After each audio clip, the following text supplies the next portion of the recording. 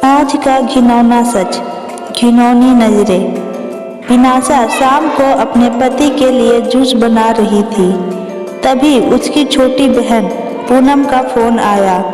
विनाशा ने जल्दी से फोन रिसीव किया और कहा, मैं अभी तुझे ही याद कर रही थी।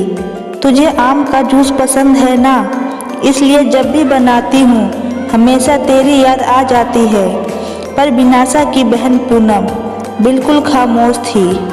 जब विनाशा ने उसकी खामोशी का कारण पूछा तो पूनम की सिसकियों की आवाज़ विनाशा के कानों में साफ सुनाई पड़ रही थी। विनाशा बहुत घबरा गई और उसने पूनम से जोर देकर पूछा कि आखिर क्या हुआ है। तब पूनम ने डरते डरते बताना शुरू किया कि अभी मेरे मोबाइल पर किसी अनजान व्यक्ति का फ़ोन आया था और वह मुझे कह रहा था कि वह मुझे जानता है और उसके पास मेरी कुछ फ़ोटोज़ है और अगर मैंने उसकी बातें और शर्त नहीं मानी तो वह उन फ़ोटोज़ को इंटरनेट पर डाल देगा। तब विनाशा ने पूनम से कहा, पूनम ऐसे ही कोई गलत नंबर होगा, कोई सिरफिरा ऐसे ही तेरे से मज़े ले रहा होगा। तू डर मत, कुछ नहीं होगा ऐसा वैसा। तब पूनम ने घबराते हुए कहा, दीदी मुझे उस इंसान से डर नहीं लग रहा, पर मुझे उसकी बातों से बहुत डर लग रहा है। यह कहकर पूनम रोने लगी। तभी विनाशा ने कहा, तो बताना उस इंसान ने क्या कहा है तुझसे। तब पूनम बोली, उसने मुझे कहा है कि अगर वह मेरी फ़ोटो इंटरनेट पर नहीं डाले तो मुझे उसकी सारी मांगें पूरी करनी होगी। उसने कहा है कि आज रात वह मेरे घर आएगा।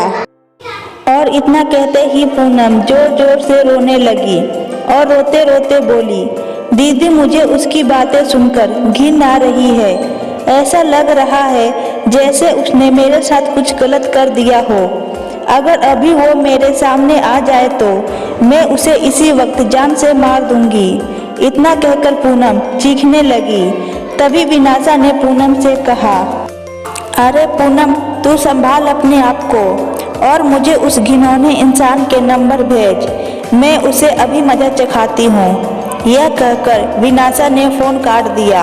पूनम ने उस बदमाश के नंबर और उसके बीच हुई बात की रिकॉर्डिंग विनाशा को भेजी। जब विनाशा ने वो रिकॉर्डिंग अपने पति को सुनाई तो दोनों के होश उड़ गए। विनाशा और पूनम दो बहनें हैं। उनकी मम्मी का अभी 3 साल पहले ही देहांत हो चुका है और विनाशा की शादी अभी 1 साल पहले ही हुई थी। घर में बस अब उसके पापा और पूनम ही हैं। अब मोबाइल पर ऐसी धमकी भरी अश्लील बातें कोई भी बेटी अपने पिता को आसानी से नहीं बता सकती।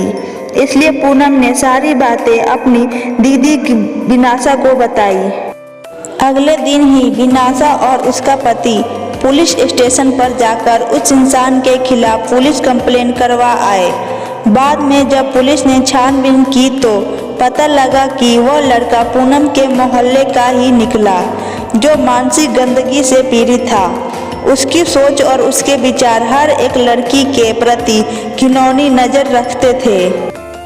उसे पता था कि पूनम की मम्मी का देहांत हो चुका है और वह दिन भर घर में अकेली रहती है और वे उसका फ़ायदा उठा सकता है। और वह लड़का अपनी बुरी नज़रों और घटिया बातों से पूनम की आत्मा के साथ खिलवाड़ कर रहा था। पर बाद में जब उसे पुलिस ने पकड़ लिया तो उसे जेल की सलाखों के पीछे जाना पड़ा।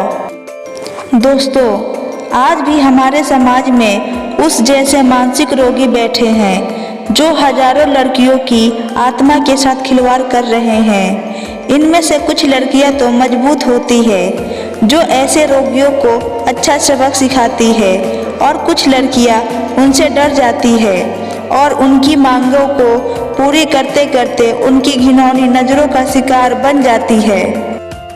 पर आज समय आ गया है कि ऐसे मानसिक रोगियों को हम लड़कियां ही सबक सिखा सकती हैं। इसलिए लड़कियों को उनसे डरने की बजाय उनका डटकर सामना करना चाहिए।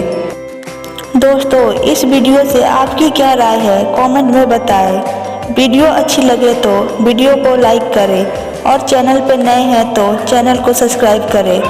Thank you.